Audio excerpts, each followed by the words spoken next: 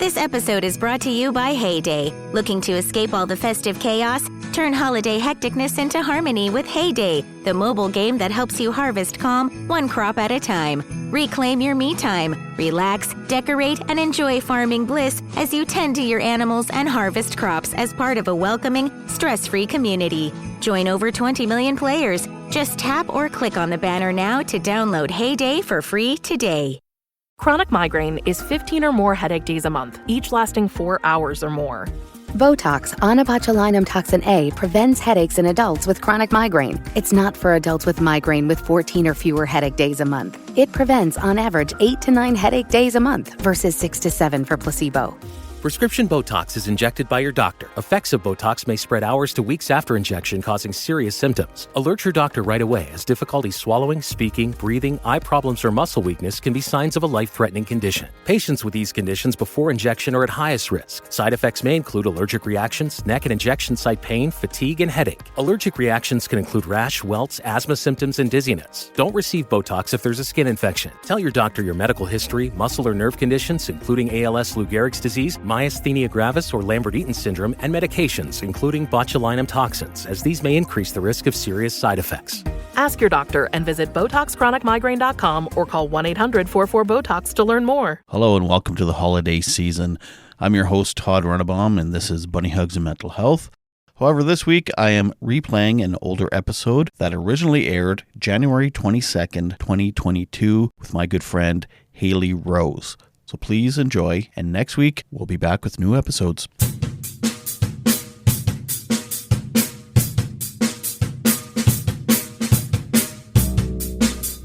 Welcome to Bunny Hugs and Mental Health, the podcast that deals with all things mental health.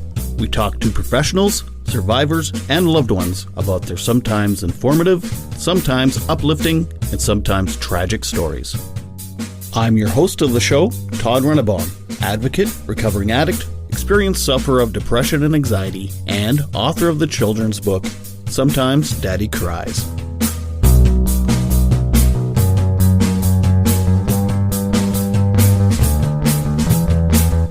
Hello and welcome to another episode of Bunny Hugs and Mental Health here on the Saskatchewan Podcast Network. I am Todd Runnebaum. So, it's been an interesting week. Excuse me. I have COVID. I'm almost over it, but yeah, it's been a weird week. Both my kids and my wife and I all got COVID. It's just the thing to get right now. Anyway, another cool thing that happened this week is on the website FeedSpot, the podcast Bunny Hugs and Mental Health went up from 7th best mental health podcast in Canada up to 6th. So that's pretty cool. Yeah, so thank you for all the guests and everyone for listening, and it's really cool that happened. Before I get too far ahead, I just want to say thank you to Pym Mood Chews, that's Pym Mood Chews, for sponsoring this episode. You can go to youcanpym.com and order yourself some mood chews, and it helps with anxiety, and when you're feeling stressed out, you have a little mood chew and, bring that anxiety right down back to normal levels. So thank you, You Can Pym. This week's podcast, I am speaking to Haley Rose. She goes by mind.over.mood on Instagram, and that's how I met her, was on Instagram. She has a little account there, and it's all about mental health and being bipolar and having psychosis and all this stuff, but she has a bit of a twist on things, and she makes little videos and little comedy sketches, and I thought it was really amusing and really a good idea to put some humor in some of this stuff. So I reached out to her, and yeah, she's a really fun guest. She's really funny, really nice, really sweet, and we had a really great conversation. It was kind of a long episode. We kind of got babbling. She also has ADHD, so we're both very good at talking, and once in a while we go off topic a bit, but it's a longer episode. I considered doing 2 episodes, splitting it up, but I thought, let's just do one longer episode and just enjoy it once and move on to the next episode. So, without further ado, I give you Haley Rose. So, you are an Instagrammer. Yeah. Well, I mean, lots of people are, but what would you say you're a mental health advocate? Like, what would you say your page is? Mental health advocacy / comedy? I would say primarily it's a mental health activism kind of page or advocacy page, because obviously that's the main point. And sometimes I'm not funny. Right. I'm just talking, but like I prefer things to be fun and enjoyable. But, Yeah. sometimes I can be a serious, drama queen. But it's advocacy or activism kind of done in an entertaining way, because I Right. want this to be something that people enjoy, whether, they were into the topic or not in the beginning. You know what I mean? Mm-hmm. So, yeah. It's kind of funny talking to you as you, because you almost do play a character, and I was kind of expecting the character in a way. You know what I mean? Yeah. Yeah, no, absolutely. I definitely kind of put a little more of something, I'm a little more like focused and in a zone, I guess, but I do still have facial expressions that are kind of large, you know what I mean? So like and a lot of the time I hope people don't think I'm like performing when I'm just talking like every day or whatever, but Yeah. How many followers do you have? Like, are you getting a lot of great feedback because of your? Yeah, I'm getting so a lot of people saying that it's helping them, which makes me feel really good. A lot of people are saying my favorite bit of feedback that I'm getting is people saying, "Oh, I didn't know this was a thing," or "Oh, I didn't know about that," or somebody else saying, "Oh my God, I thought I was the only person." Right. You know what I mean? Like those two kinds of responses are my absolute favorite, because that's the whole point of what I'm doing. Yeah. Yeah. There's some things you've posted where it's like, what am I trying to say here? Where it's like, oh yeah, like I could totally relate, I guess. And I don't know if I felt exactly like I'm the only one that feels that way or does that stupid little thing, but it is very relatable, and you find humor in the things that aren't obviously humorous too, which Yes. I really like, and that's Thank you. kind of why I started following and sharing and liking, and so I thought that's why you would be an interesting guest too, because Thank you. A lot of people I talk to, almost everyone I talk to, it's very serious conversations, which is Yes. there's definitely a place for that, but there is a lot of humor. Like this is the weird thing about my podcast is I have a dark sense of humor.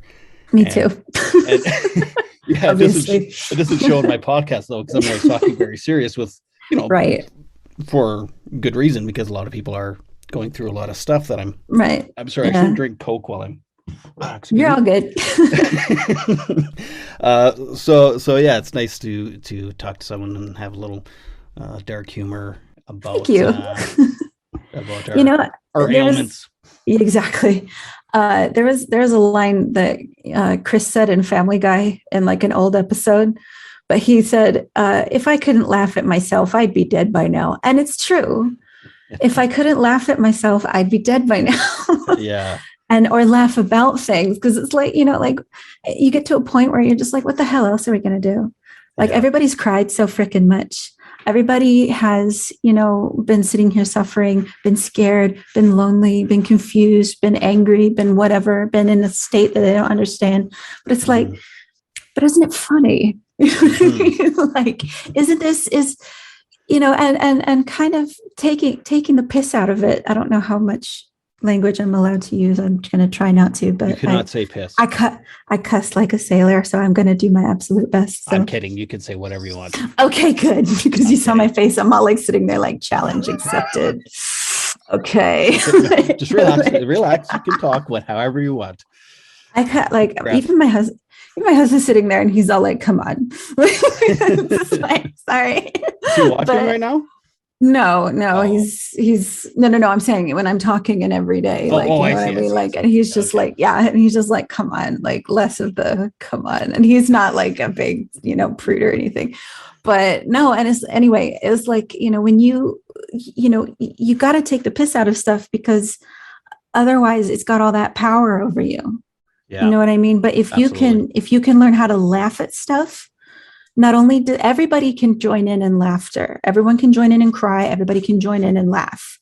And there's not enough laughing going on, I think, in the world right now today.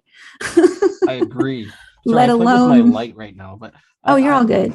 I fully agree. Like, especially let alone with this heavy subject, Yeah, and I don't know what it's like to be American, but with all the politics stuff in the last few years there too, and everything, it's like, always. It's very polarizing. Everything right now, right? Everything, yes. Vaccine versus non-vaccine, and all this stuff is it's exhausting. And yeah, exactly, and just all of this kind of stuff, and creepy. Even just in the world in general, it's like every day you wake up and wish it was yesterday because of all the bullshit that's happening today, you know, and you just think to yourself, you're like, what fuckery is this? You know what I mean? Like, and it's like, and let's take one it's off like, I never thought every day I wake up and I think, oh, it couldn't get worse than this. And then every day I'm wrong. You know what I mean? Like, and I think everybody's really sick of it, to be honest with you. I don't think even the outrage mob is like, mate, give it a rest. You know what I mean? Like, even the outrage mom is like, oh my God, I'm in no mood today. Like. Yeah. Even the Karens are getting tired. Even the Karens are all like, I have stuff to do. Like, maybe that's what will unite us all is so much shit. Exactly. Like, when are we going to get tired and just say, you know what? I can't anymore. Like there was this Australian guy who used this, you get like the sounds off of reels and stuff like that. And you can make your own thing with them. I don't know how to do it, but yeah. Well, yeah, you can get a sound that everybody's using. But like he got this sound, and I think he was the originator of it, but in Australia, it's like, they're all basically imprisoned in their houses right now. But like, he's like, hello, everyone. I want you all to know I am not coping. I am not coping right now. And it's just like, I don't blame you. Nobody is, but especially you, like, Jesus. Good accent. Thank you. This is my Australian accent. Norway. Norway. That's all I can say is Norway. Norway. My wife watches a lot of Australian TV for some reason. Oh, really? A lot of reality shows. Well, it's like Married at First Sight, Australia, and God. She was watching some Housewives ones. And, Housewives. Yeah. So you watch all the. There's a show, or there's a network that hosts all that kind of stuff in America, and it's probably only in America, but it's called TLC. No, we have it. And I don't know what it stood for, but like that's the one that shows the Learning Channel. Like the Learning Channel. The Learning Channel. But it shows all like the 90 Day Fiance and like the My 600 Pound Life and all this stuff. So I always call it the Trash Lovers Channel. And I watch it anytime. Well, you know what? I love my wife to death, and I do love trashy TV. But the other morning, sorry, we're not really talking about mental health stuff much right now. What kind of? My story does kind of. So in the morning, I have my rituals, and I have to jack myself up in my brain before going to work, and I work for my best friend, so it's lovely people, but still, no negative anything. Well, she had the day off, and it's like 7:30 in the morning, and she's watching, a bunch of assholes that work in a restaurant for a rich lady in California. I can't think of the show. She was one of the housewives of Beverly Hills at one time. Oh, okay. I hadn't watched any of those. Vanderpump Rules. Oh, okay. She watches that, and it's just like the worst people on earth. And it's 7:30 in the morning, and I said, it's way too early for this. But you know what sucks is it's like, that's how people are in LA.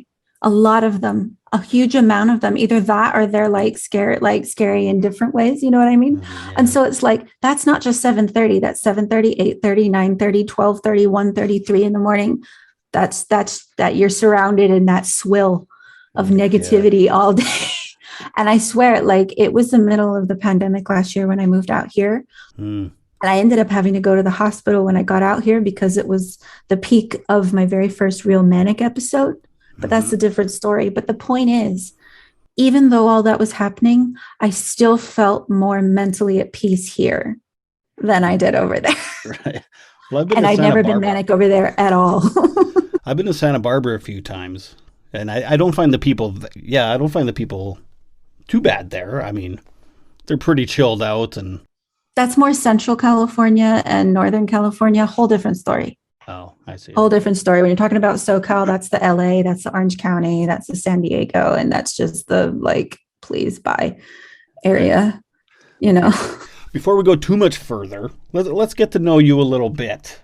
Okay. So, do you mind me asking your age? Yes, I am 32. Okay. Married? Yes. Yes. Kids? No. And diagnosis?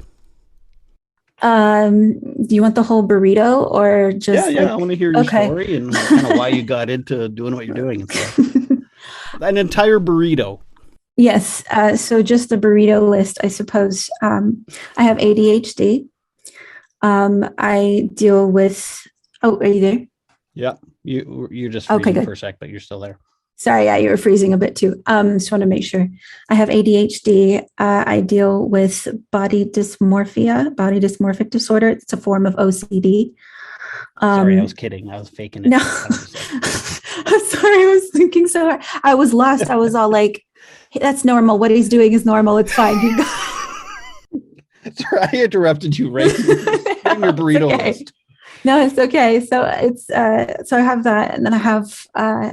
I suppose I have complex PTSD, which I haven't even touched that yet. That's still like in the queue.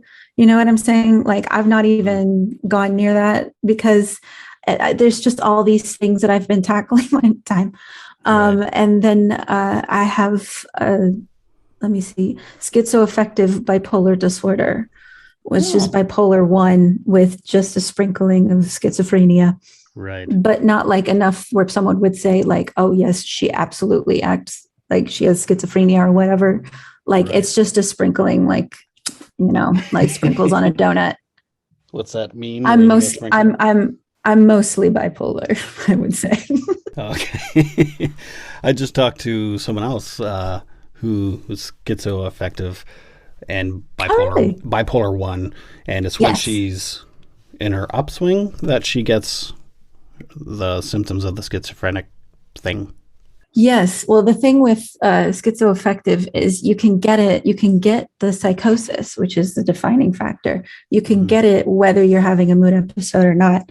And this summer, because I figured I just had psychosis while I had, you know, mood episodes and bipolar 1. But then I wasn't in a specific mood episode, and I had this kind of psychotic, kind of like big psychotic episode, which was freaking me out to the point where I went to, I got checked into a psych unit for a few days, and I had to get myself sorted out, you know. So then that was when they looked at it and said, oh, it's probably more like schizoaffective bipolar disorder. But for the bipolar, it's definitely bipolar 1 at this point. It was bipolar 2 because I'd only ever had hypomania, but I'd had very, very deep depressions, like long and very deep and very, what one would classify as severe for many, many months at a time.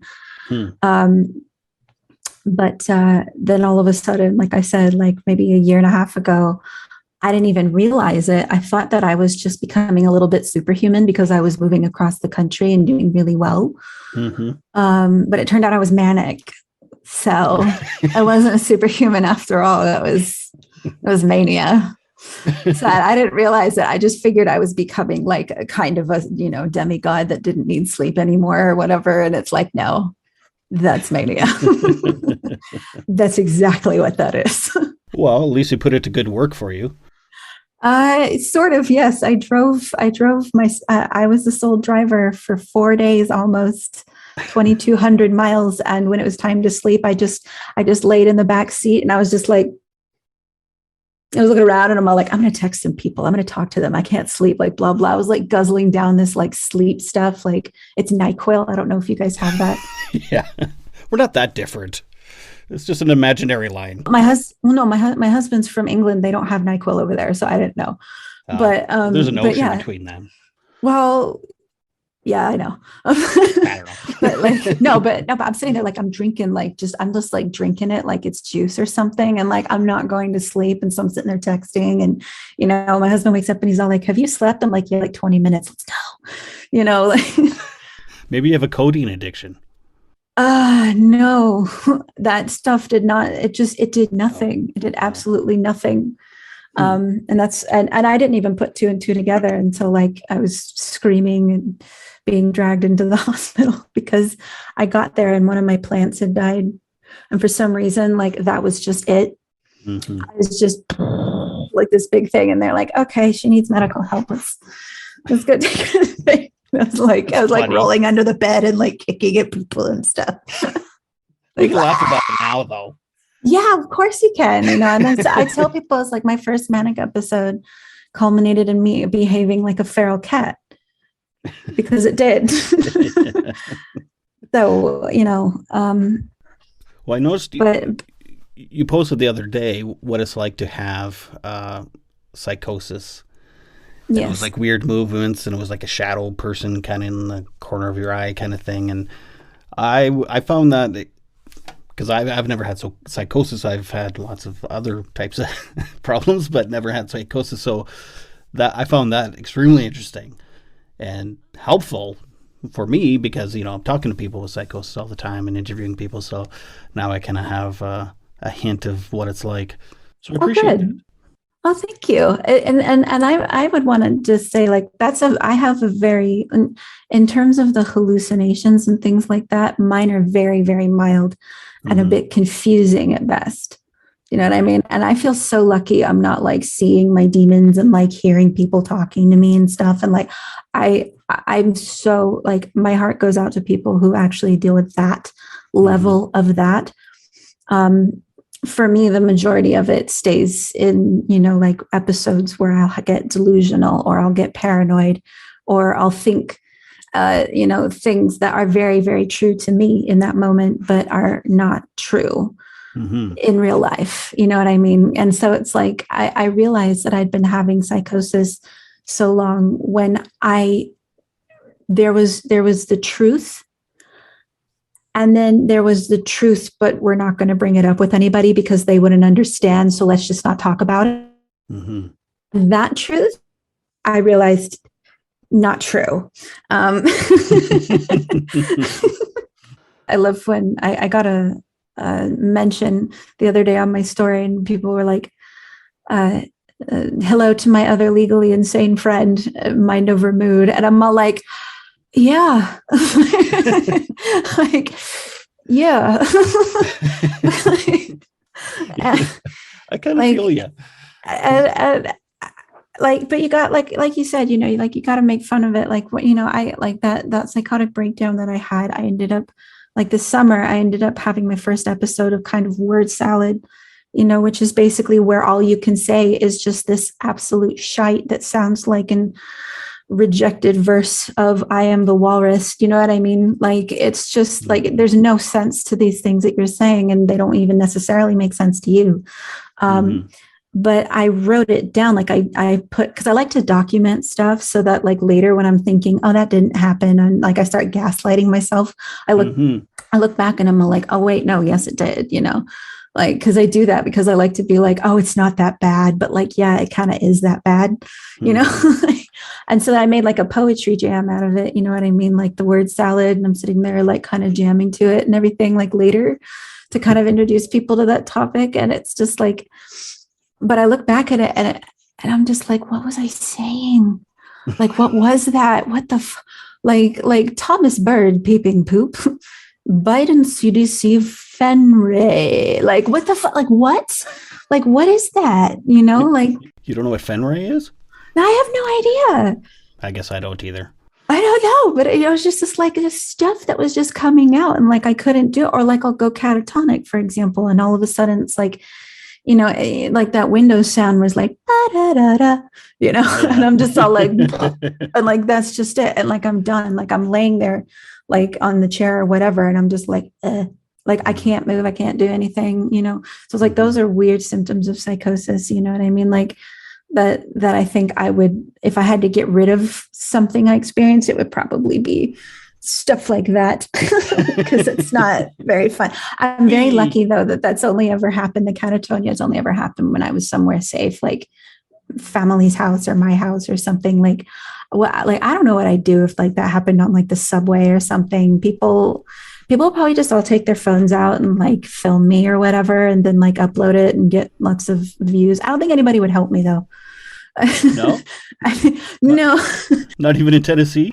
Well, maybe in Tennessee, but if I was on like a subway in LA, everyone would just be sitting there like poking me, like drawing like dicks on my face and stuff. Like, you know, she must be in a band. Yeah. Oh, she's had a night, you know, like. Is she one of the Kardashians? Oh my God. No, that's the real accent in California though.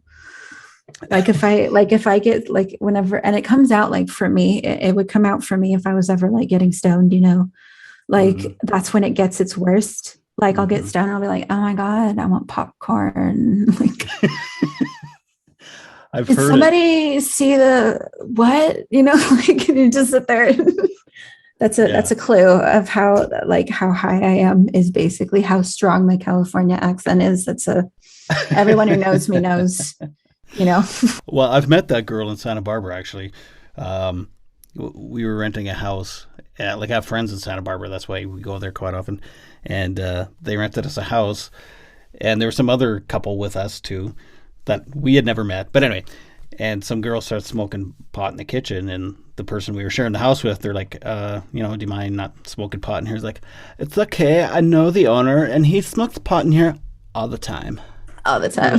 We're like, yeah, but he's not here. We're living here right now. Do you mind not smoking pot in our kitchen? But we don't want you smoking pot. If that's okay. Like, no, it's seriously. He says it's okay, and it's like, no, but we're saying, yeah.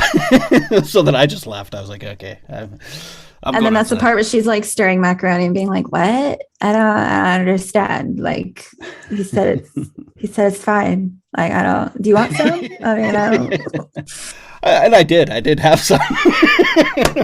It was probably great. Santa Barbara's got great stuff.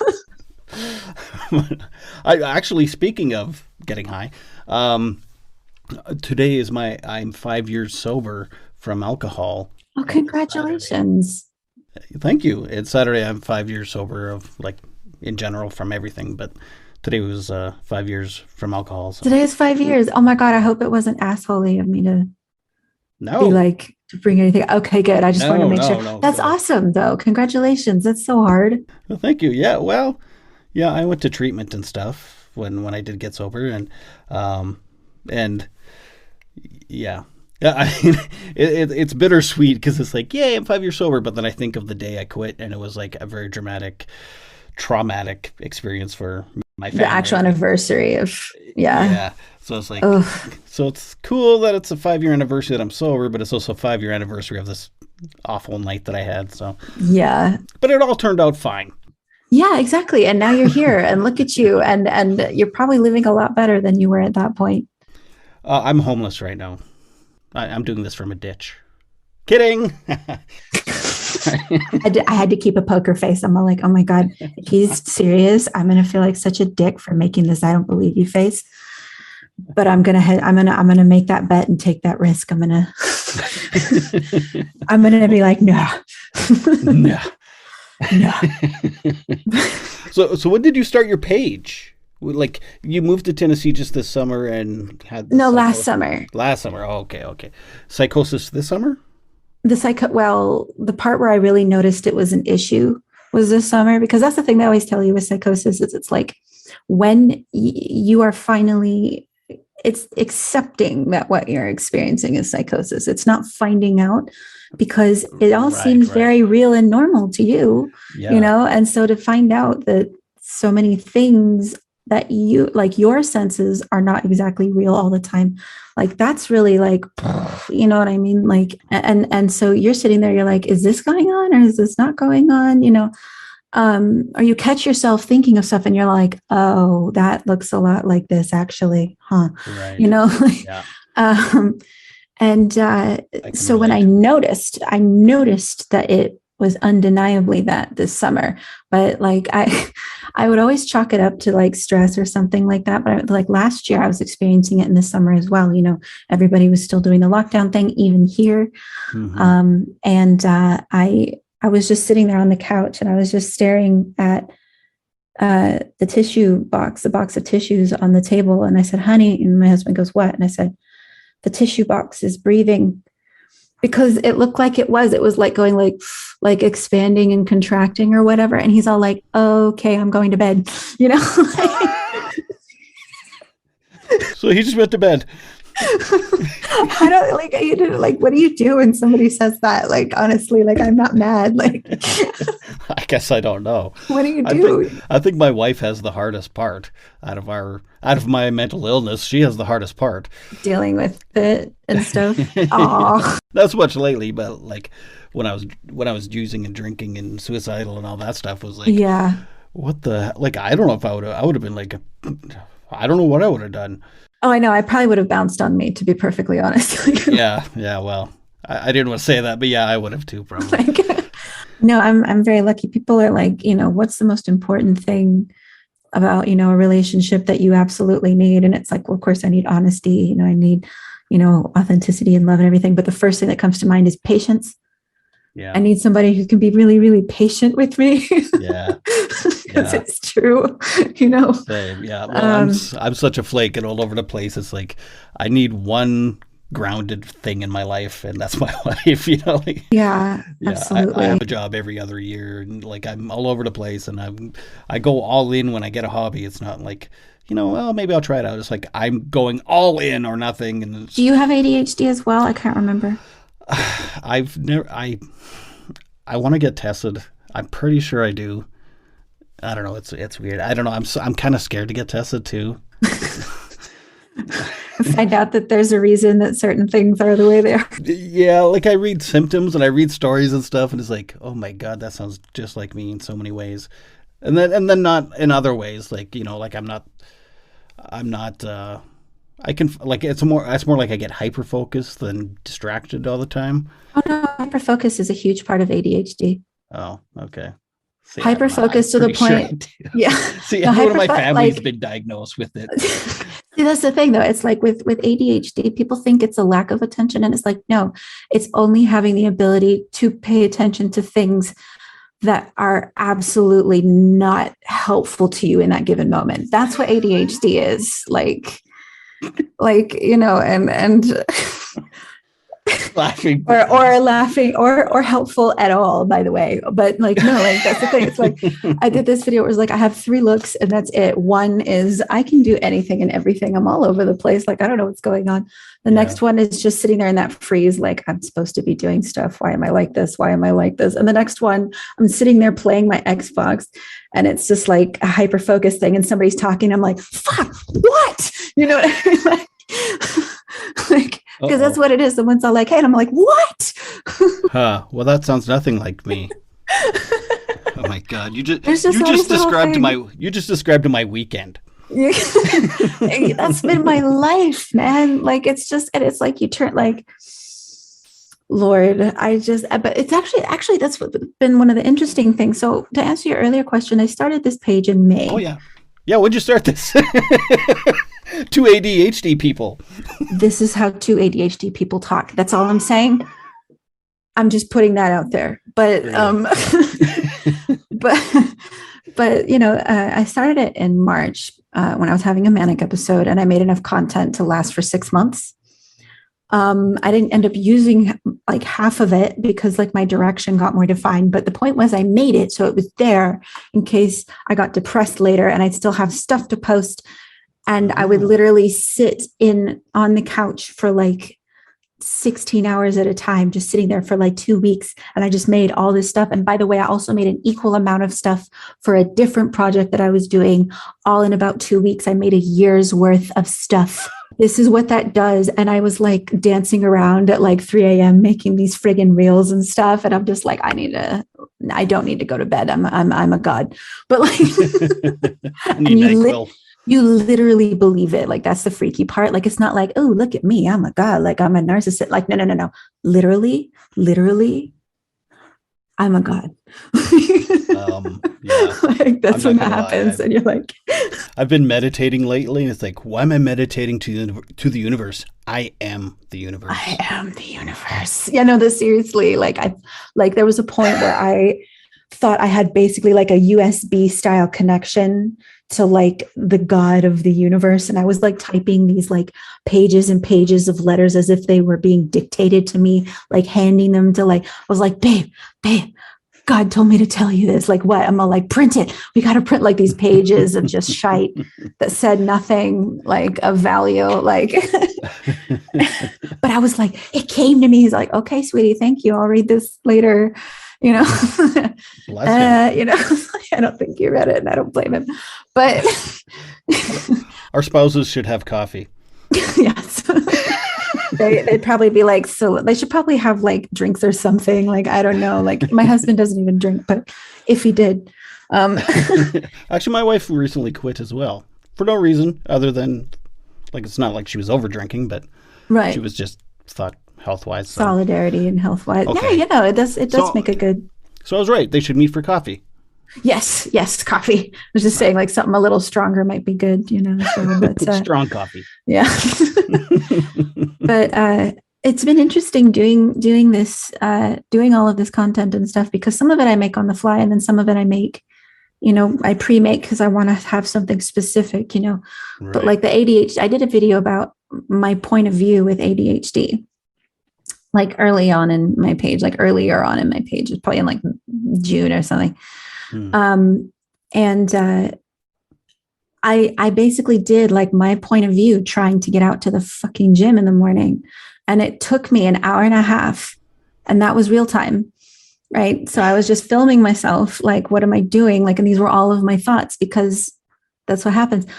And everyone who watched it who had ADHD, and I asked several people, like I asked probably a handful of people, you know, I was all like, did you watch it? Like, blah, blah, blah. Or like I watched other people with ADHD watch it, and they all said the same thing. I related to all of it except this one part where it went like all white and like you just cut to you being somewhere else. I didn't relate to that. And I'm all like, oh, because that's a psychotic symptom. That just happens to me. Like, oh, like, and that's a dissociation, which is something completely different. Right. But what the point was, it taught me what's like, it helped me like separate things that I always just attributed to this thing. And so didn't really think about it. But it's like, I realized more and more of these things that like maybe were normal or weren't really a part of that, or were kind of a part of that, or whatever. And then just on accident. And then also meeting people. I have met some of, I believe, the most interesting people in the world. Yeah. I am friends with people that not a lot of people are friends with. And I find that absolutely crazy. Like, no, you know, no pun intended. No, I mean, it's like, I probably know more schizophrenic people. Oh, I see. Than like anybody. I know people who are, you know, like openly like diagnosed with narcissism, openly diagnosed with sociopathy or psychopathy or whatever. And like, I've been getting to know so many other people with bipolar disorder, autistic people, like, you know, just all kinds of people who are whole systems of people in their head. You know what I mean? Like with the dissociative identity disorders and stuff, who go by the pronouns we, because they literally kind of are, you know what I mean? Like, and just all kinds of people from all walks of life who are all very different and also very much the same. And It's been very, and they don't like, and you see, you know, like you see an illness at first when someone first says it, but then you keep talking to people and it's like, that was me. You know, I'm going to go, no, but no, you see all these people, you see these people behind the pathologies and the mental illnesses and stuff like that. And you're just like, oh, this is really cool. You know what I mean? Like this, like, and I've learned so much about so many different people. Like, it's been incredible. And how common it is. Yes. Like, why is there stigmas? Like, there isn't a person that I know that doesn't know someone, or at least is suffering from, or has suffered from some kind of mental health issue. Yes. Whether it's PTSD, postpartum, schizophrenia, bipolar. Who else did I talk to? There's anxiety, like anxiety disorder. What's the other one? The borderline personality. Like, yes, I could go just door to door in my small little town and talk to people about mental health issues, and yet yet there's still stigmas. It's bizarre. Oh, and addiction. Yes. Yeah, that's got to be a big one because nobody wants to talk about it because it's like it's this thing that's considered, not a good look or whatever, I guess. But it's kind of like sex or like buttholes. Like everyone is exposed to it. Everyone has it, but like everyone wants to pretend like they don't. You know what I mean? Like, excuse me? I've never. I have never.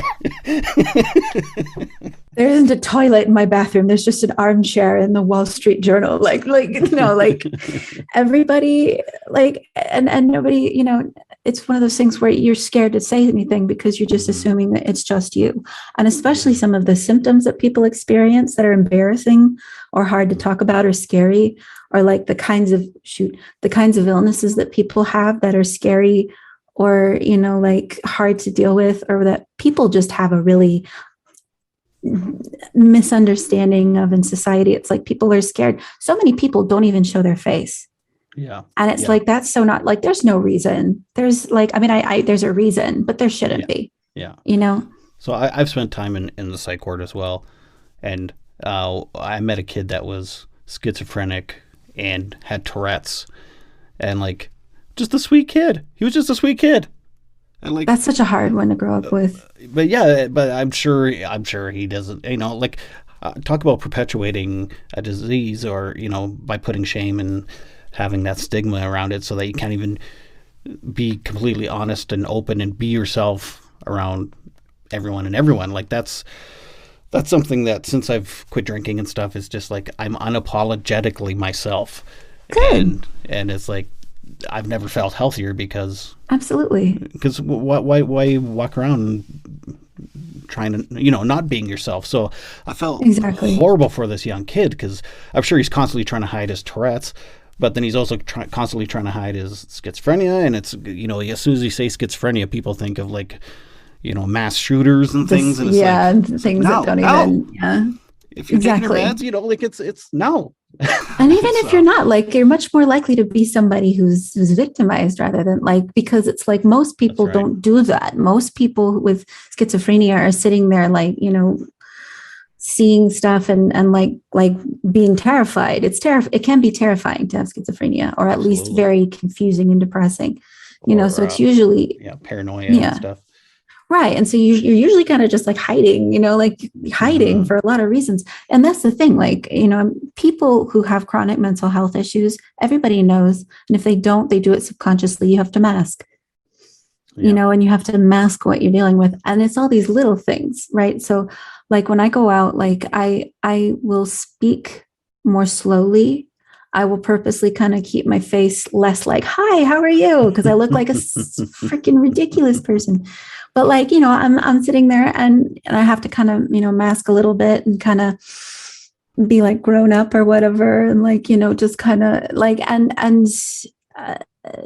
I can't let my emotional state or whatever get the better of me. I have to pull myself out of these kind of zone out dissociations I get into as fast as possible.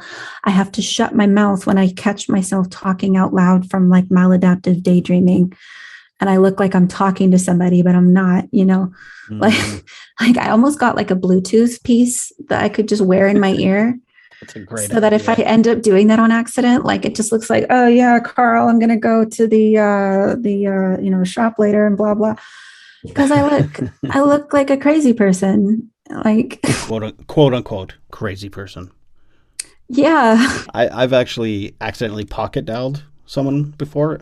It was in my chest pocket, and I was in the middle of a conversation with myself, and then they like yelled really loud so that I could hear and pick up the phone. They're like, "Who the fuck are you talking to?" Oh my god! Oh, I would die. I'm like, oh no, I would die. Yeah, and I like that's that's always just really embarrassing because I'm a grown ass woman. I shouldn't be still like falling into these things, but I do. It's a compulsion. I don't even realize I'm doing it until I'm already doing it. You know what I mean? And so it's just, it's just so not fun. Talking about this stuff and stigma and, we're kind of talking about some serious issues and all this. So how do you, what's the fine line of humor and like not being offensive? I noticed you and another Instagram person, I think she's bipolar lady. I can't remember what her. Are you talking about the bipolar wife? I don't know. It doesn't matter.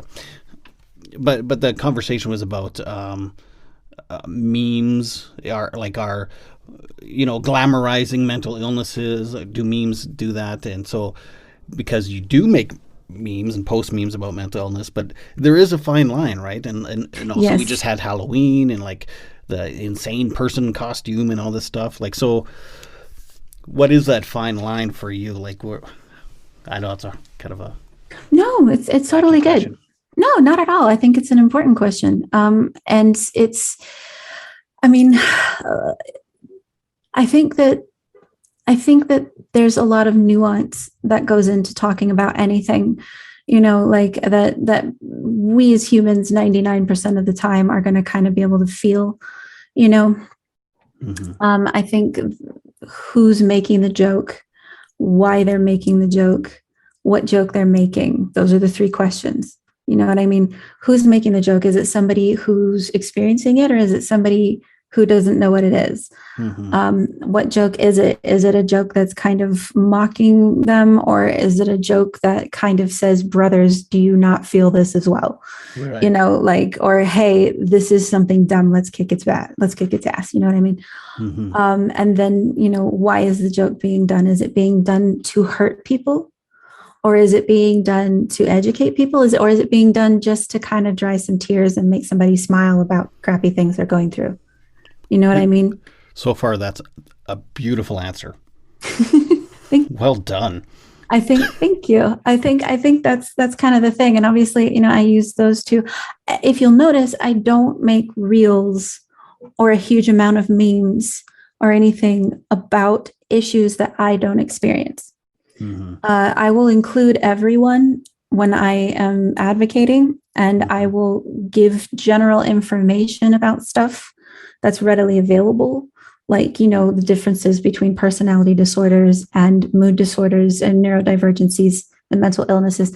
Those are just facts that you could just find out, right? But I'm not going to speak to someone's experience that I don't have. I'm not going to make a video about being autistic because I'm not autistic. I'm not going to make a video about having ASPD because I don't have ASPD. You know what I mean? What's that? Like antisocial personality disorder, otherwise known as sociopathy.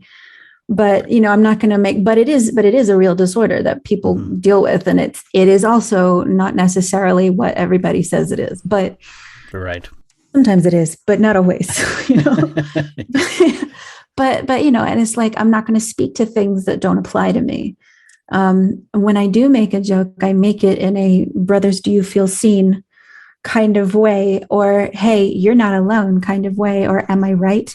Like that kind of thing. And if I can, I'll make something where I can then go on and talk about it, like in the caption, or like I'll make something informative if I can. Because, I don't like letting a good meme go to waste. And if I have your attention, I might as well say something important.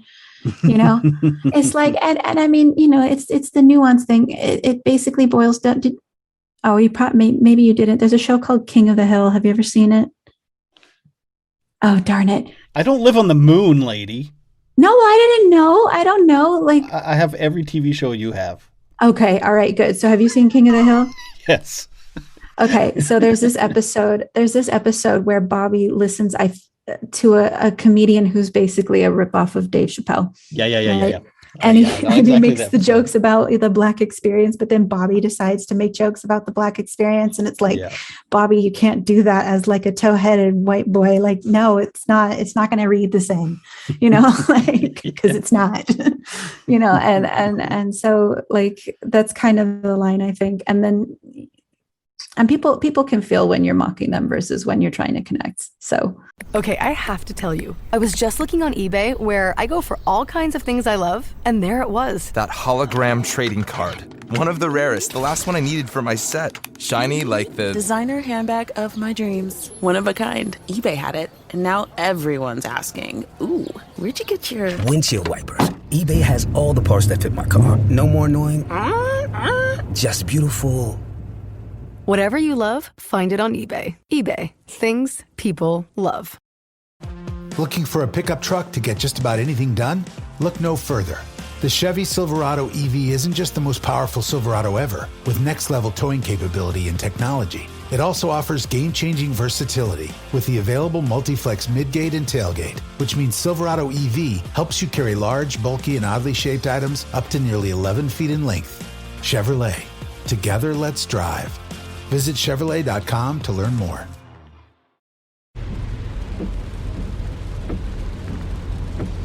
This is the sound of your ride home with Dad after he caught you vaping.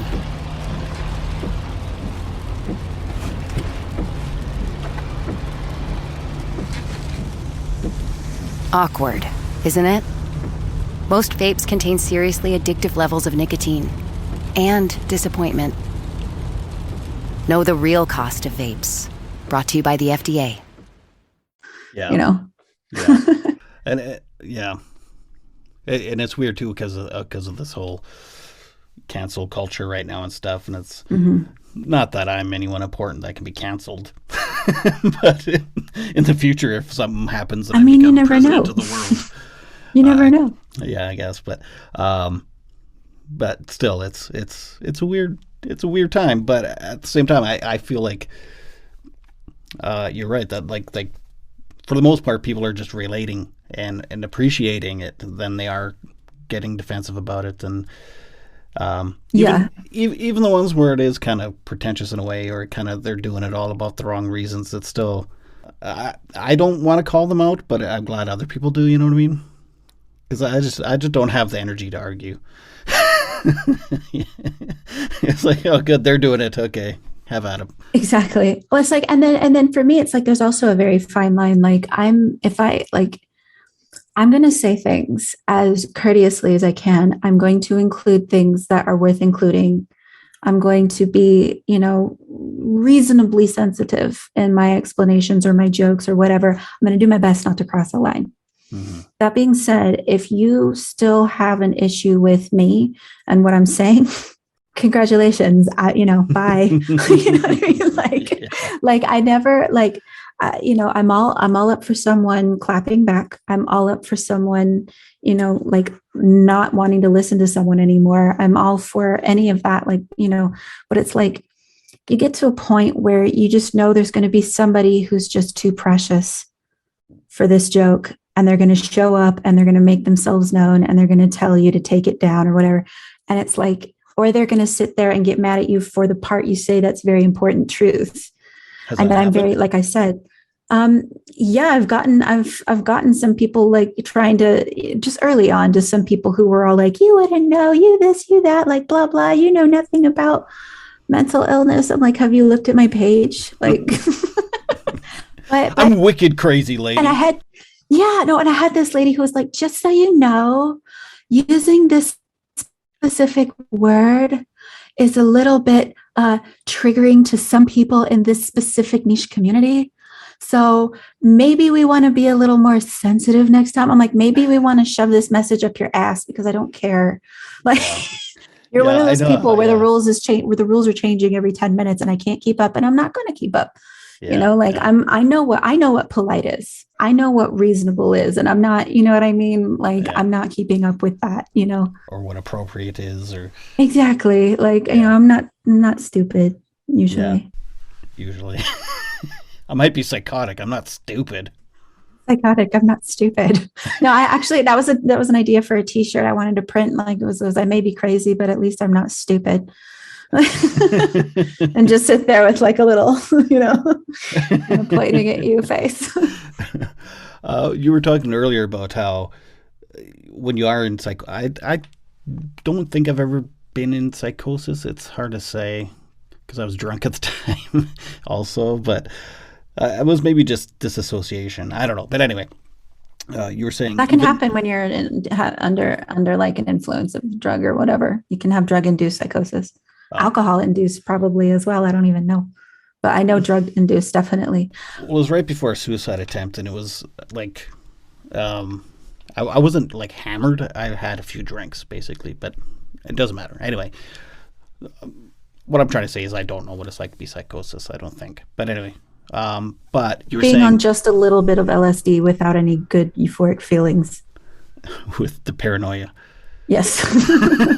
So smoke a lot of weed with a little bit of LSD. Just a little bit of LSD running through, kind of weaving through your day like, a ribbon and ice cream. Sorry. What was the point I was making? Sorry. No, that's okay. Oh, so when you've had psychosis, you could tell that, okay, this is like, or at least you've learned or you've been able to recognize this is psychosis, but it doesn't make it feel any less real. And I can relate to that because it's not with psychosis, but with like depression and anxiety. I lowered my meds recently, or a few months ago, and I was just like a bundle of nerves and I was a wreck. And I realized, I think I'm having withdrawal. And so it's like, you'd think like, this is withdrawal. That's what's happening. And you'd feel better. But no, it still feels completely real and scary. And even though I knew what was happening and why it was happening, it did not make it any less real. So yeah, no, absolutely. And it's kind of like, in a way, it's kind of like taking extra wheels off of the bike. You know what I mean? Like the bike's not going to be as steady as it, on its own as it was with the wheels on. You took the wheels off and now you have to do more work to make sure that you learn how to deal with this new, less steady version of this bike. Right. You know what I mean? Like, cause it's not going to be, stabilized by those extra wheels. And some people, they're not going to be able to drive without those training or ride without those training wheels. But if you can, it's good to have them taken off like you're doing with lowering your medication. But like you said, you're not going to be more stable. You have to kind of like prop yourself up now. And like, that's just, it's harder. It can be worth it, definitely, but it's just harder. You know what I mean? I might go back up. I'm not sure. I'm undecided. About 3 weeks ago, I was like, oh, damn, I got to go back up again. But then I've had a couple good weeks. So it's like, and like you said, gaslighting yourself is huge when it comes to mental illness because absolutely. I've said many times, I wish I was like, my mental illness was more like diabetes or something. I could just take a blood test and I know exactly what's wrong. And I have 100% proof. There it is. The paper says. Recorded. Yeah. Instead, it's, you're playing head games with yourself. Oh, absolutely. And it's like, I take my kind of diabetes test as a mood app that I use, and I record my mood like once to a few times a day, and it creates a graph and I can see like if I've been going up or if I've been dipping down. And so it creates something for me to see, but it's still like, sometimes like there's so many feelings going on that I'm like, I honestly don't know how I'm feeling at all.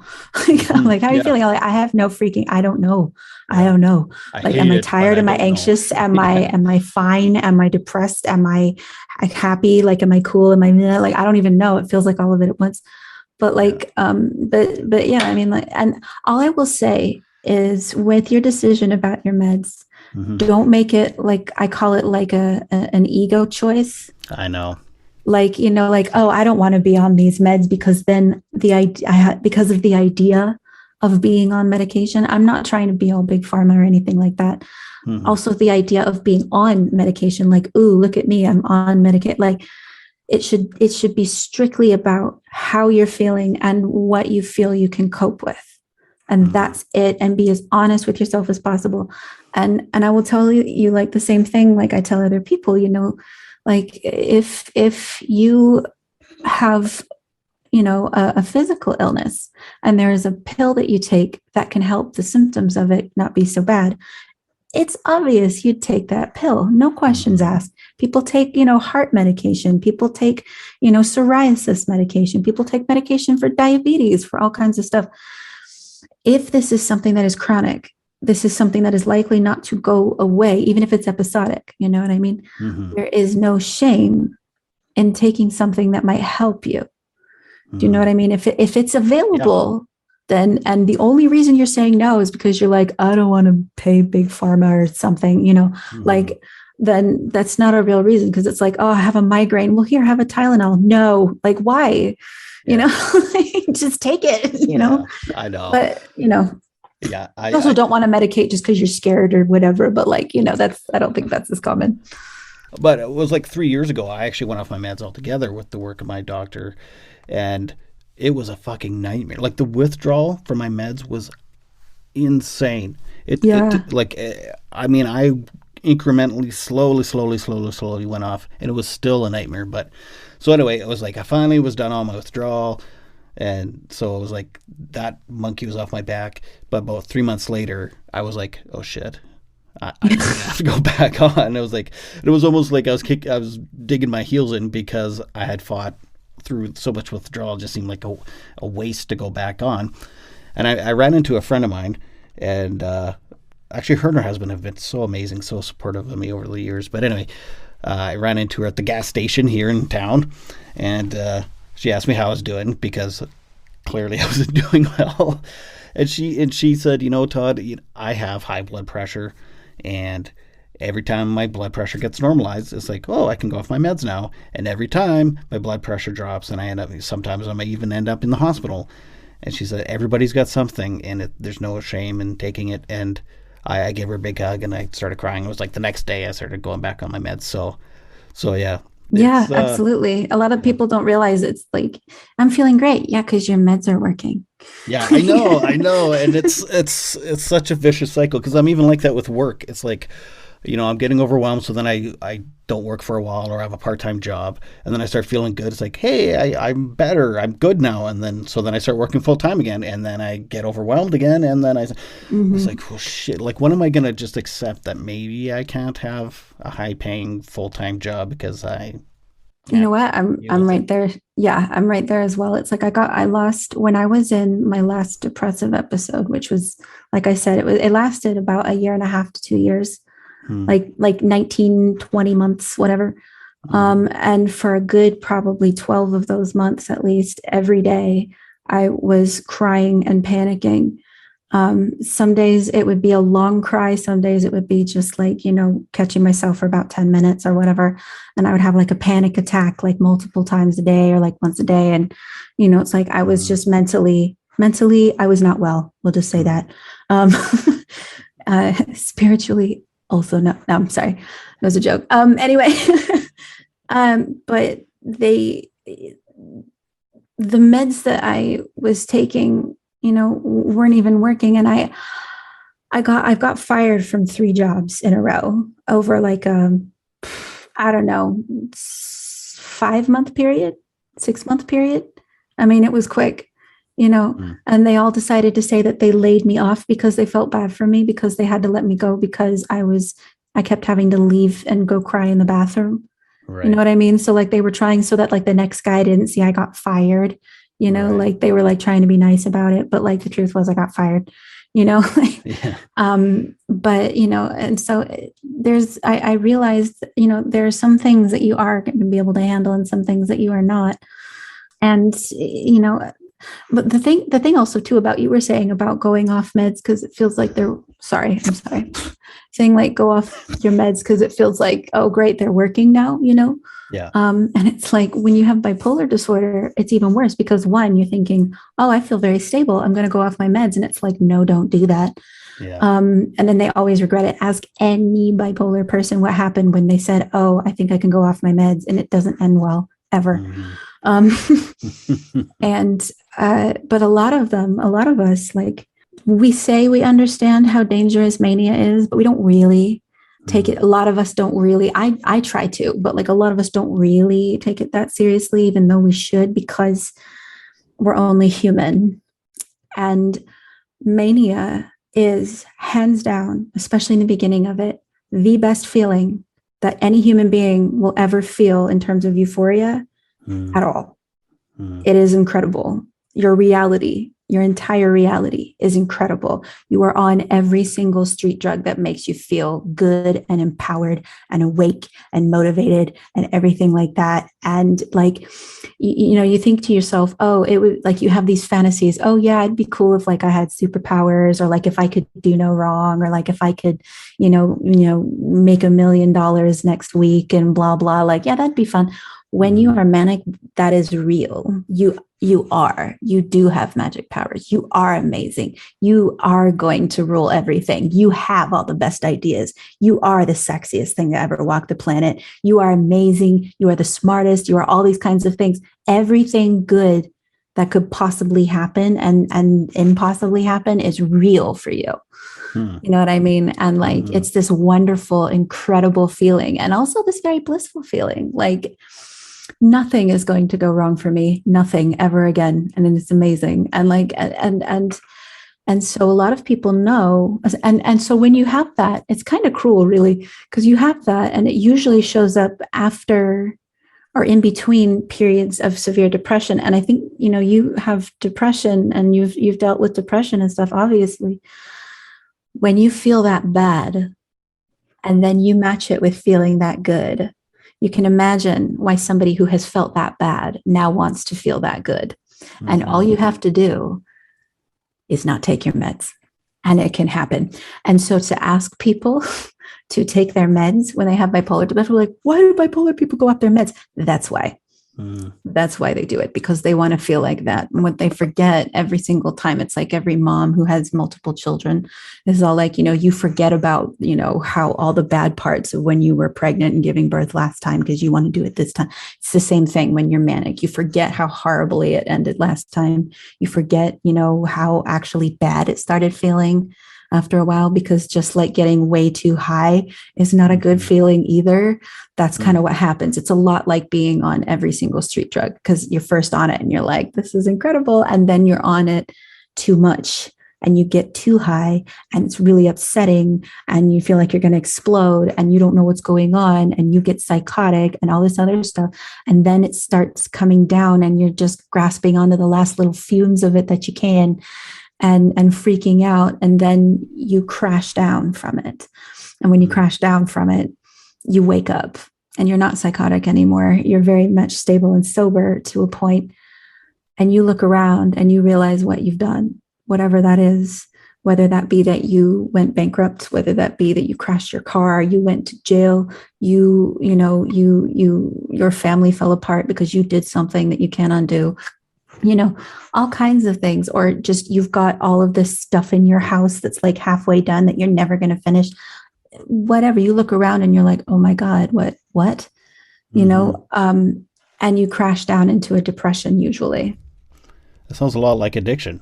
Yes. It behaves that way. And you crash down and you've crashed, and that's all your feel good that mania was using, and it's gone. And now you're down. And the thing is, the higher you go, the harder you fall.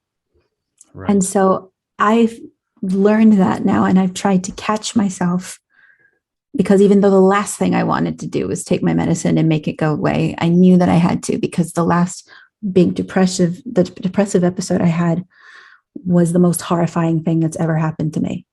It was absolute horror, and I don't ever want to feel that way again. And I probably will at some point, but I don't right now, and I don't want it to happen. And I've been feeling it kind of knock at the door, and I've been trying to just kind of keep the door closed, like, no. But that's why it's really hard. And that's why a lot of people are like, and that's why I have a catchphrase basically on my page for my fellow people who are bipolar. Remember, mania hates you. Remember, mania is not your friend. Mania hates you. It wants you to do badly. And because everyone's like, oh, I love it. It's like, no, you don't. Get rid of it, because it's not a good thing, right.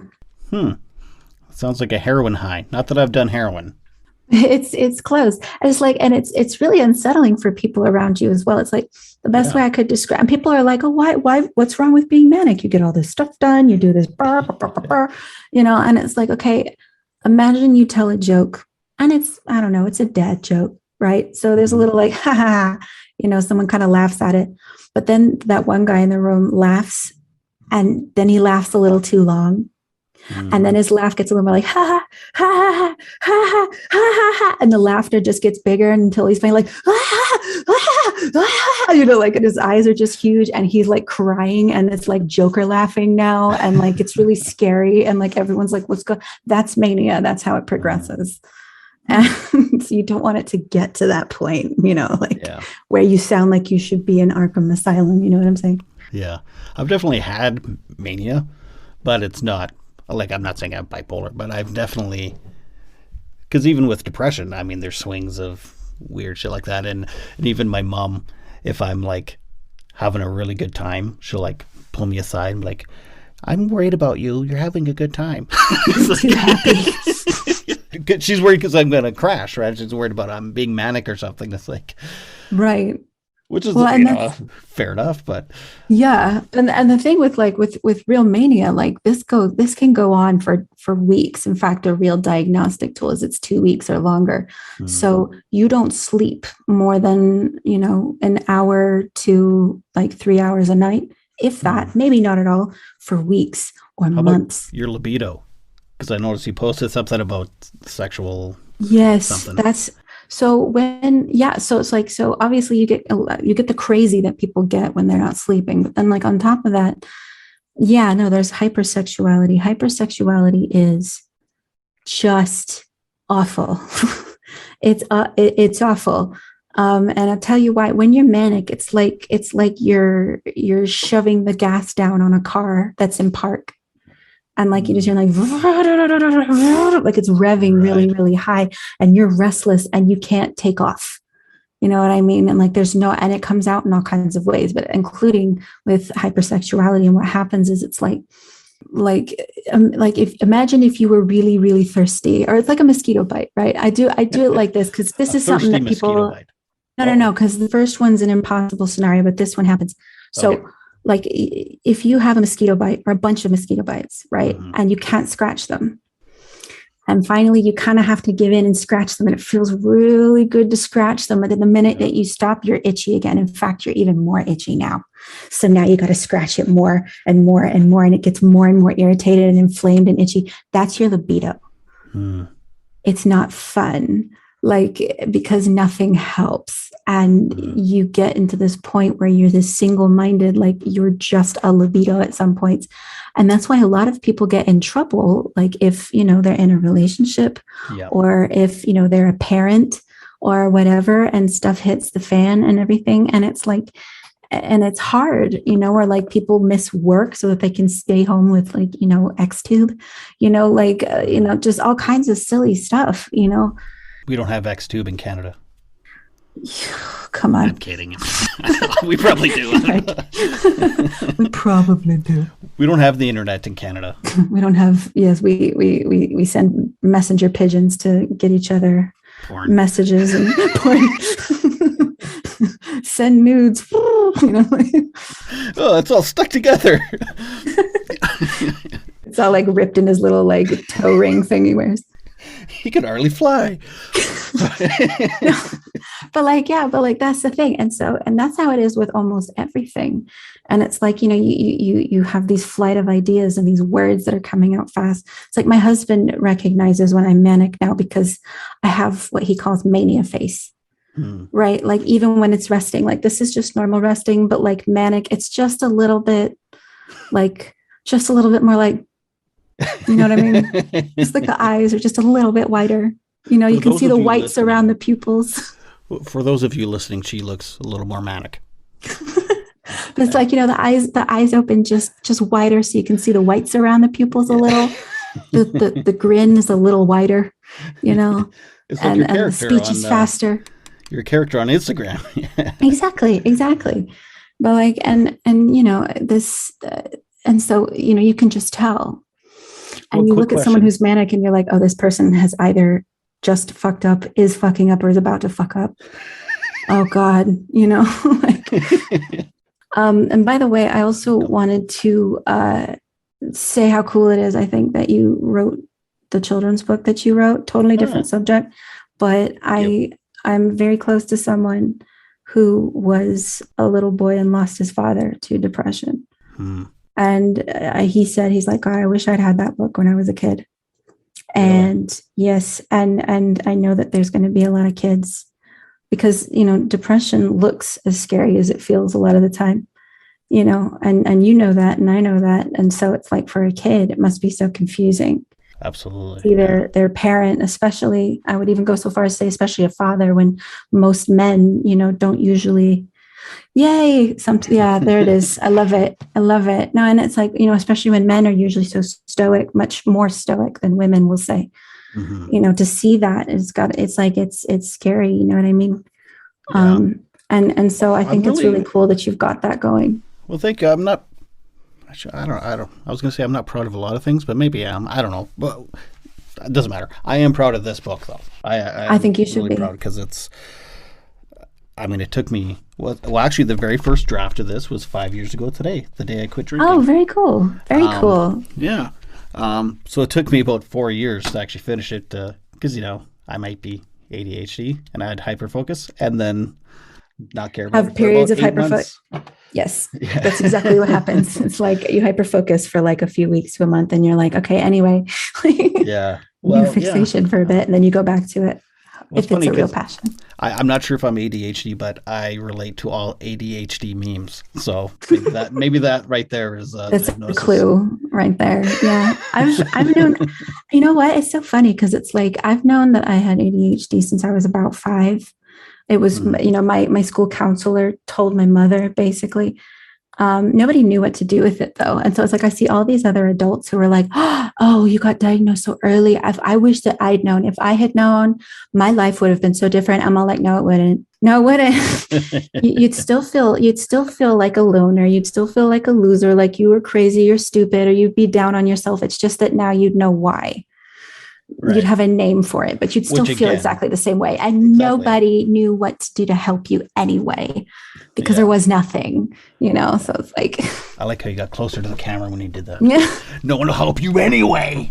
No one would help you. It's true. It's true. No one would help them. And hardly anybody helps them today. It's like, it's really unfortunate, but you know.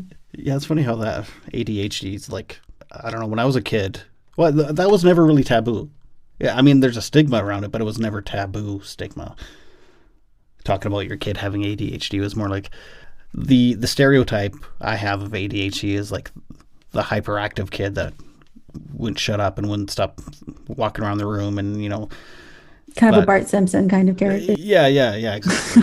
Yeah, whereas like, so that's where some of the doubts I had about if I had ADHD, because I'm like, well, I was never like that.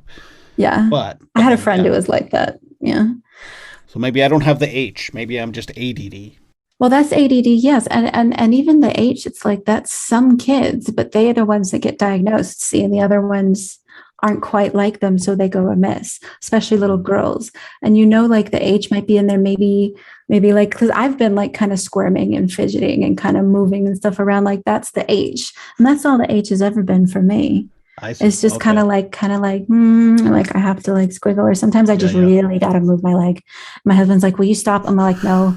Oh man, I'm a leg bouncer. Yeah. Yes. Like my leg is constantly Yes. Yeah. Or like I have to touch stuff, you know, like all the time. Like, you know, like I just love like touching interesting textures and everything. Man. I'm totally ADHD. Probably, yes. Like I feel that familiarity talking with you. I'm like suicidal in the ER and I'm still like touching the gadgets on the wall. What's this do? What's this? Yeah. Beep beep. Oh, you know, put that. Exactly. You got to touch things. You got to see stuff. It's like that was the problem. I loved antique shops, but my mom was always so nervous taking me in because I had to pick everything up. She's like, "Stop picking things up. You'll break it." It's like old. Yes, especially like old books and stuff like that. Yes. Yeah, especially if it's like in an antique shop or something, like I want to smell the old on it. You know what I mean? Yeah. Like that kind of thing. So yeah, I'm very sensory. Like it drives my wife nuts. Because it's like she'll do our laundry, like our bedding, and then I'll go to bed. She goes to bed a couple hours before I do. So then I'm tossing and turning and like you put the wrong pillow in the wrong order and the wrong, you know, pillow cover on the wrong pillow, and it's like it has to be just so because of the texture on my ear or whatever, you know what I mean? But it's like I have a very specific way I need to sleep. My husband calls it hamstering, because you know how they just kind of keep digging and kind of like burrowing and like every little twitch until they get just so, and then like just like burrowing into the chips. Yeah. Like that's me. I'm just sitting there like every little thing, like, oh, it's not quite the right way. My oldest son, he'll be 17 in a couple of weeks. There's times where he like has to leave the room because I'm driving him nuts because I have a nose thing. It's like, I can't get my nose comfortable. Does that make sense? Yeah. Yeah. For me, like, it's my cheeks. Yes, I do a lot of jaw stuff, but yeah, he'll be like, will you fuck, like there's times he'll swear at me, will you fucking stop doing that with your nose? Then it's like, I'm sorry, I was doing it again, wasn't I? I've got little things like that too. Something that's reminded me of that, actually. It's gone past just kind of the like, you know, fidgeting or whatever, things like that. Like since the psychosis has started blooming and the kind of like a little bit of the schizophrenia sprinkle has happened, like you make it sound beautiful. It's blooming and sprinkling.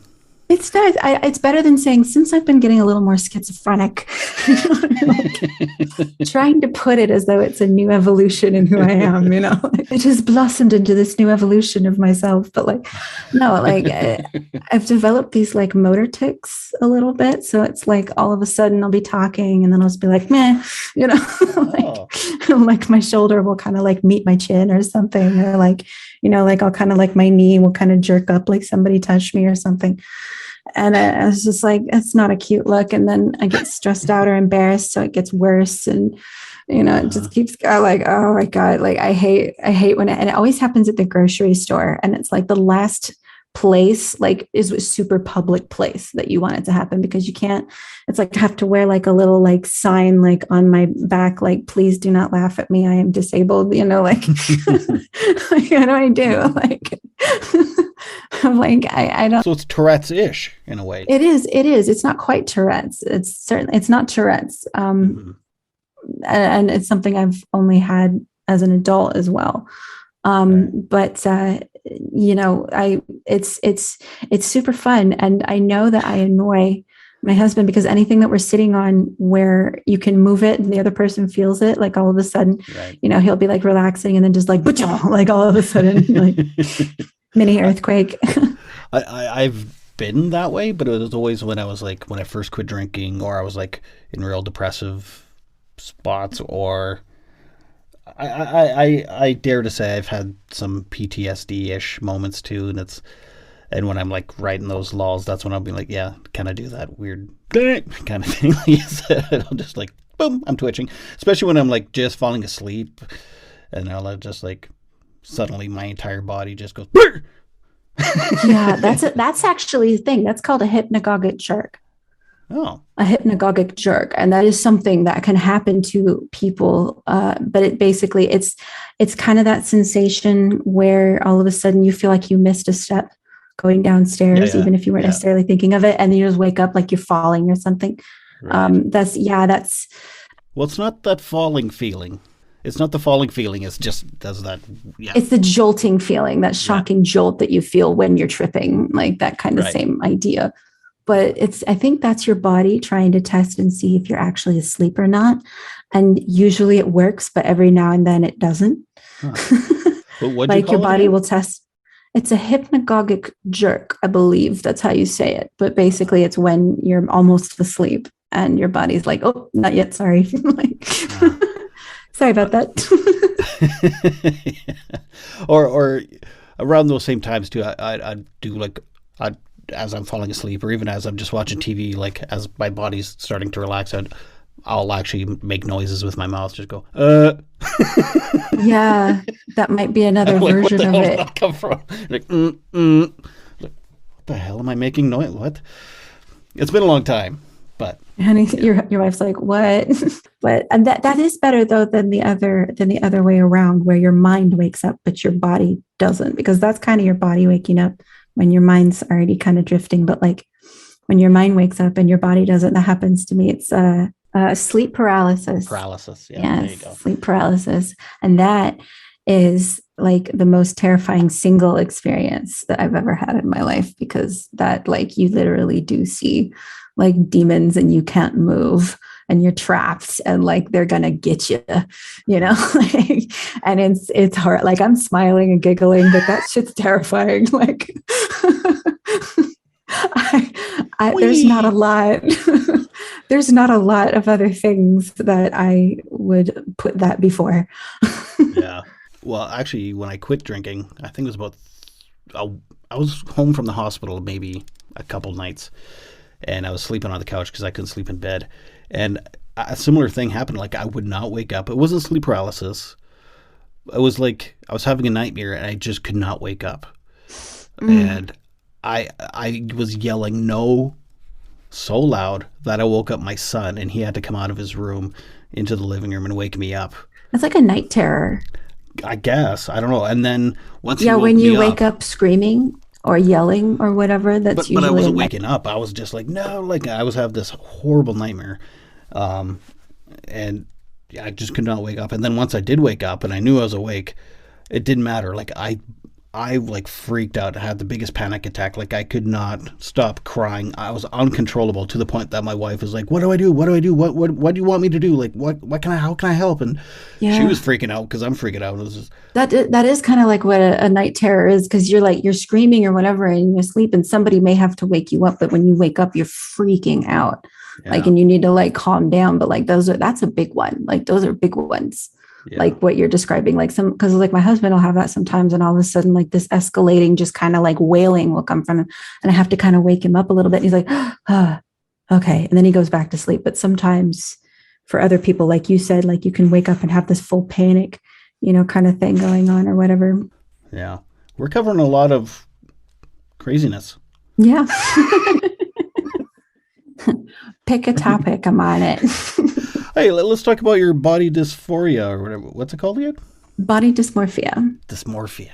So body dysmorphia is basically, well, the thing that kind of it should be immediately equated to, it is in the family of OCD disorders, obsessive compulsive disorders. Mm-hmm. It's in the same kind of wing of that family as, say, like eating disorders.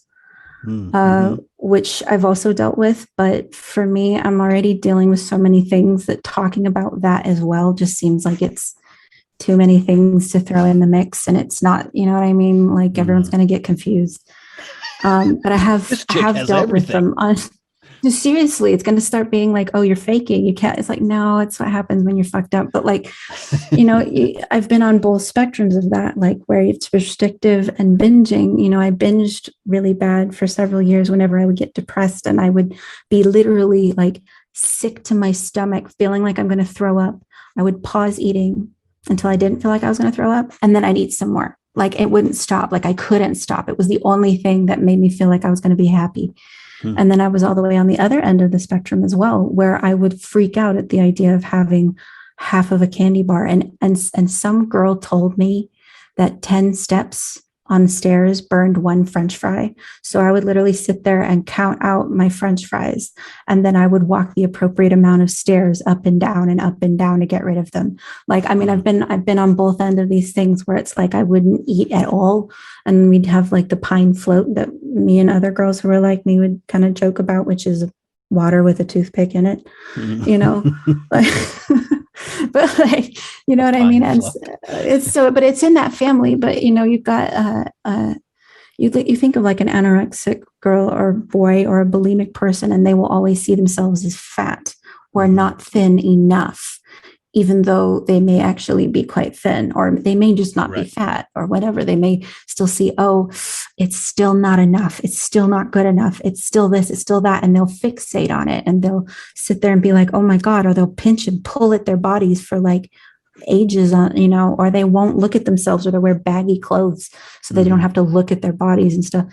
And that's most people with eating disorders on that end have some kind of body dysmorphia, because that's what body dysmorphia is. You can have it without having an eating disorder, but most people with eating disorders, if it's for the traditional reasons, have that.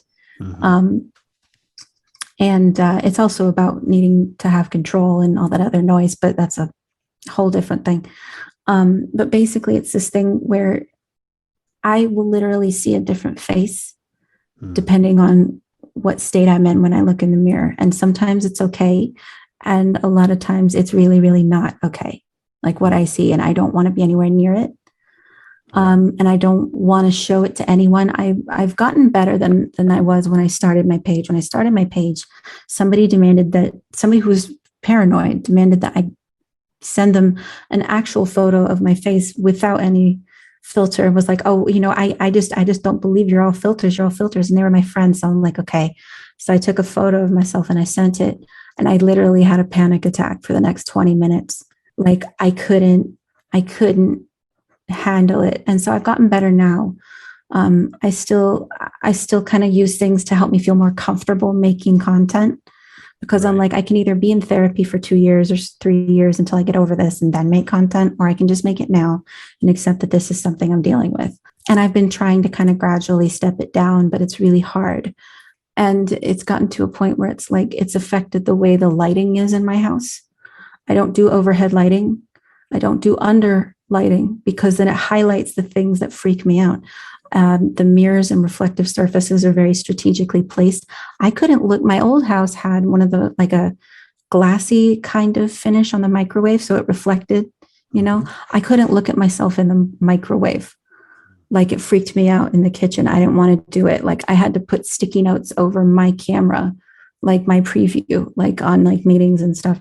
I couldn't do it. I would spend hours trying to arrange stuff so that it was like perfect. Like I didn't go out places. I couldn't. I set up a thing on my phone for a voice command that did just like a little like ticker count like thing, like when you just wanted to keep tally of something, like, and it was a phrase. And I said it one day every time one of these thoughts about, my appearance just being horrendous, or like, oh my God, I look old, or oh my God, I look this, or oh my God, I look that. And I just did a tally of it every single time. And I did it actually for several days, and I worked it out. I was having a mini panic attack over this once every 15 minutes on average, every day.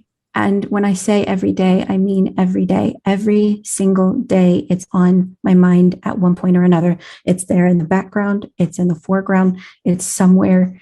And like I said, I've been trying to kind of redirect it lately a little bit, so that it's not because it's exhausting, but like it's something that literally, and it used to, especially when I'm depressed, it will eat at me all day long. And people are like, oh, well, you do have some days where you don't think, no, I do not. No, sir. I could be having the best day ever. And even when you're manic? No, yes. Even when I was manic, because I was still using those filters when I was manic, because I couldn't handle it. It was making me more angry than sad or upset. But, it was still there. I didn't feel it as much, but it was still there. And it's just like, it was this really exhausting thing, and I didn't want to be around people for a long time because of it. And it gives you this maybe like, you're like kind of like panic, just all of a sudden like, like you can't take it, and that's why it's obsessive compulsive, because it's on your mind. And then you either avoid all the reflections that you can, or when you do catch a reflection, you got to fix it. You got to pull at your skin, or you got to like wear something, or spend forever doing your makeup a certain way, or covering this, or like, I don't like my arms, so I'll sit there when I'm feeling bad and just like pull at my arms and stuff. And it's just like, and it's not fun, because I want to be able to just enjoy my life. I get panicky when I'm out and I forgot sunscreen. You know what I mean? Like it's just this exhausting thing. I keep it in my car, like all this other noise, So between that, psychosis, manic, mood disorder, and neurodivergency of ADHD. You're a busy lady. Yeah, I try to keep on top of my mind. Well, I'm glad you can. And then you have this amazing page where you make light of it all. I try. And I hope that other people can make light of it too with me. So when you see people that have like intense plastic surgery to the point that they don't even look human anymore. Is that kind of the same thing? The likelihood that someone who has gotten immense amounts of plastic surgery that are noticeable doesn't have some kind of body dysmorphia is very, very slim, because that's a symptom. If you have money and you have this disorder, you spend it. And you spend it trying to fix it. And the problem is, as you can see, a lot of the time, it doesn't fix it. It makes it worse. Yeah. And you keep spending more and more money trying to fix it until you just make it look worse than it ever could have been, And it's like, that's why I'm kind of glad, because I can tell you, if it was just me, I probably, there are times where I'm like, Jesus, I would rather have this than pay rent. I would rather have this than buy myself food. Yeah. And it's pathetic. Like, why would you that's so wrong. It's so messed up, but it's like, it's true, and it's like, and I don't like thinking that way. And there are a lot of things I like about how I look, and it's just this extra bit that's kind of, again, like a ribbon in the ice cream. You know what I mean? It just kind of seeps its way in there, Well, at the risk of sounding like a creep, you look lovely. Well, thank you. I appreciate it. And you don't sound like a creep. That's very kind. Oh, good. Because I am. So thank God I didn't sound like. Well, you've been hiding it well. Well, I'm not wearing pants. Oh, okay. I don't think anybody. I think there's a surprisingly large percentage of people who'd go to Zoom meetings and stuff who don't bother wearing pants. I feel like just for a thrill. Maybe, I don't know. Like if you're at like a work Zoom meeting and you're just like, yep. Continue. I'm pooping. Exactly. Why do you have it on mute? No reason. Why is your face turning red? No reason. Anyway, sorry, that was dumb. Just feeling a little embarrassed. Thank God we don't have smell-o-vision yet. Anyway. It just seems like a bad idea. Right out the gate. There's some people who I look at them and I'm like, I'm so glad I can't smell your breath right now. Just from looking at them, they have bad breath? You just look at some people, and I hate to be rude, but some people just look like they smell like hot dog water. You know what I mean? Like, you don't like that smell? It's not my fave. Like, you just like, I don't think I want to smell you, but thank you. Like, I'll bet you that like mint and gum sales went through the roof because for the first time in 2020, everyone was forced to smell their own breath. Because I've put the mask on sometimes and I've been like, oh no, somebody pass some extra. Like.